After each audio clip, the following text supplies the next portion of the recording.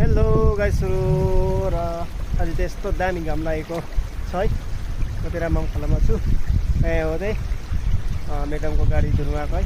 धुइसकेर सबै गरिसकेको छु। के घाम लागेको कारणले गर्दा सडक्कै बनाइसकेको छु। मैला थियो है। अन्त टक्कै अब सबै पुसपास गरिसकेको छु यसले है।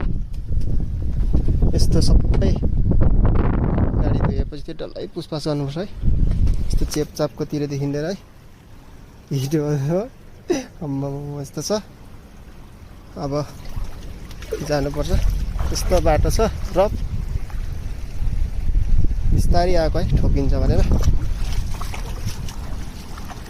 यस्तो छ। पैसा कमाउनु साह्रो छ। त्यसको चाहिँ एक्स्ट्रा फेरि केटाको है। चडक्कै कस्तो छ हौ गाइसहरू कमेन्ट गरिदिनु है। कतिको खतरा छ धुवाई है। चडक्कै मेरो त्यही रोस पाक्यो है गाइसहरू। ल म त हिँडेँ अब यो बाटो भएर। ल गाइसहरू यस्तै छ पार्ट टाइम जब। Bye by.